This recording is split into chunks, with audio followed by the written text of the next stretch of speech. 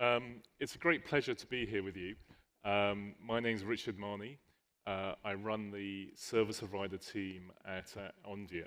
And today, I want to share with you our view of the future network, which is what I've tried to do is get a synthesis of all the research that we do across the organization and really capture the discussions that we've been having with our clients and with service providers and vendors across the world.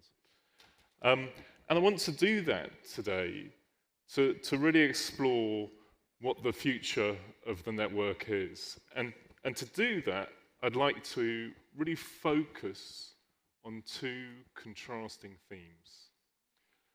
The first is the emergence of a new digital divide, because at the industry's current course and speed, by 2027, some countries will be locked out of the most advanced digital economies.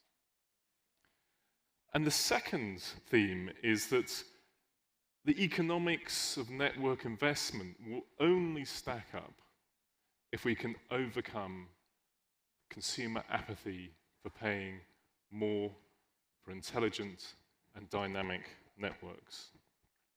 So let me begin by setting out where we are today and painting a picture of what the future might hold. So what we know for sure is that the pace of connectivity growth is going to accelerate. Over the next 5 years, we're going to add another 243 million connections, and most of those will be fiber. And there's two drivers behind that change. The first is we're getting much better at connecting the unconnected. By 2027, we think that 32% of the world's population will be connected with a fixed connection. That's up from 23% in 2020. But the second driver is that the number of devices in our households and in our businesses is going to explode, doubling in only 5 years. So I'm sure you agree, these are phenomenal growth figures. And that's because the demand fundamentals of our market are sound. The need to be connected is accelerating. We can also be sure of consumption growth. Cellular and fixed traffic will grow to 5.8 million petabytes by 2024. Just to put that number into context for you, that's equivalent of every single person on the planet uploading 7,000 photos every single day. Now, the driver behind this growth is our quite rapidly changing media habits. We won't just watch more video, it'll be in higher definition and on more devices. But here's the rub for the industry. Whilst consumption is growing, connectivity is getting cheaper. So we think that the price of a fixed gigabyte will fall from 19 cents down to 7 cents in 27. So the implication of that for the industry is we don't just need more connectivity or more consumption, we also need more products. And the good news is there is a lot more products, but it's going to be far more demanding on our networks. Since 2014, our bandwidth consumption is going to grow near exponentially. And as you can see from the chart, as you look out to the end of the decade, advanced applications such as XR are going to need speeds of 1 to 2 gigabytes with a latency of less than 3 milliseconds. But the point I want to stress is that this future is only just around the corner. In only 2 years, in 2026, we think that there will be more VR devices than there are Xboxes in the world. Quite a dramatic and fundamental shift. But this shift isn't just going to happen in the consumer market. We also expect to see a similar trend of bandwidth growth in the enterprise. Driven by a wider deployment of XR, bandwidth in the enterprise is going to grow as consumers are increasingly sold to in immersive format, whether that is in the store or whether that's more remotely in the home. Enterprises will also adopt new means of automation through remote machinery and robotics. And through the application of AR, we expect to see much higher growth in compute, in content distribution and storage, all of which is adding to bandwidth demands. And look at the impact of visual IoT, where we are essentially combining remote sensing with computer vision, and that is adding to the acceleration of bandwidth growth within the enterprise. So the implication we can take away from that is that for each generation of broadband, the incremental shift or step in innovation is far greater than what came before. And the consequence is that it becomes quite easy to be caught in a network deficit as a result of an accelerating digital economy.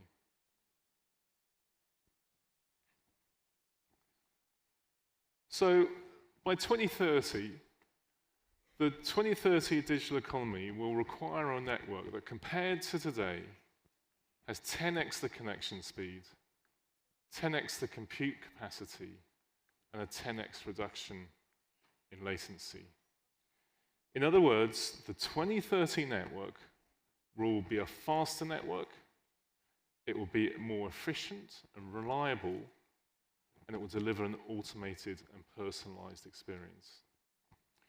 For faster networks, we expect 10 gig in the access network, rising to 800 gig in the backbone and the metro. For a more efficient and reliable network, you need to deploy SRv6 to guarantee performance from hop to hop. And we also expect that AI will dynamically route across multiple cloud domains in order to find the most optimal path. AI will also manage throughput and capacity, which will improve network latency and enhance application response times. And in order to deliver an automated and personalized experience, the network needs to have a golden thread of end-to-end session management at the application layer per session. So the network of 2030 won't just be faster, it will respond to the needs of the application, but also to the context of the individual. Every single session can have predefined parameters, which opens up new monetization opportunities. The network will be able to differentiate between a regular user, a premium gamer, or even a doctor performing open heart surgery. So the way that we think about networks needs to change. While speed will always be important, we're moving from an era of fast but dumb pipes to an era of fast, reliable, and personalized sessions.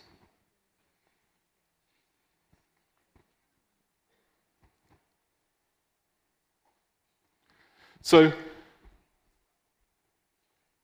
no surprise, in order to prepare for this digital growth, many countries are developing new gigabit policies. And I think you can look at some very effective programs, US, China, Thailand, Korea, here in UAE as well. and I've recently heard some very exciting things about Saudi Arabia as well. But these countries and these policies are pushing us into the gigabit era. And whilst these policies give us a firm foundation as a global digital economy, they also obviously give funding to enable that expansion. But it also gives us a really valuable view of the future, which I'll share with you now. If we take the 2030 market scenario I describe, and then overlay how we expect broadband to evolve, a really interesting picture emerges. In 2022, most countries can deliver the most advanced digital service, which at the time is 4K video. But as we look towards the end of the decade, this relative equivalency between the countries falls away, with only some countries able to deliver the most advanced digital services. In other words, a new digital divide has opened up as some countries are unable to compete and operate in the most advanced digital services. So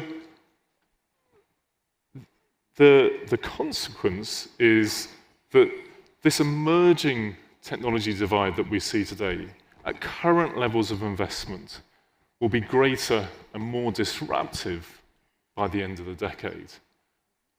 And by disruptive, I mean the cohesiveness of a global digital economy that is growing GDP and social benefits across the world today. But the question we really need to ask ourselves is, as an industry, how do we make technology change important, urgent, and valuable to the consumer?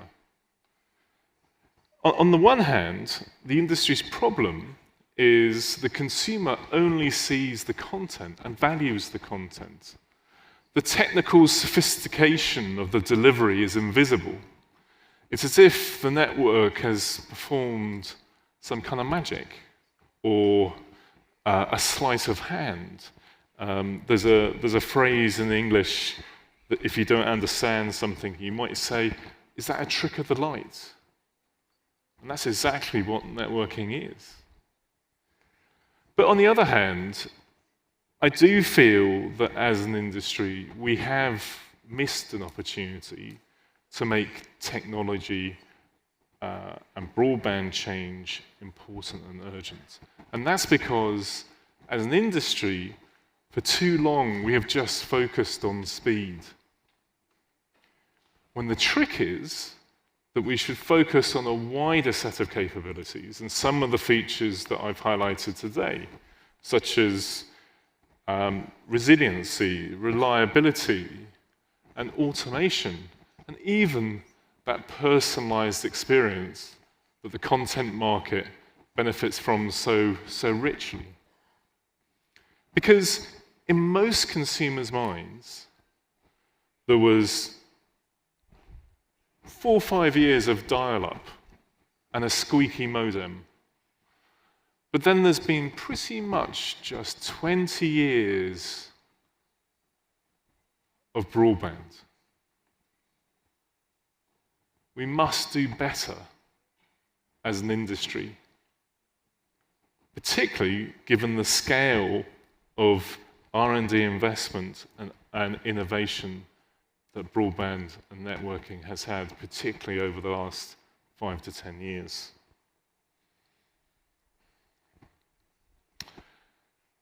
So let me recap just some key messages.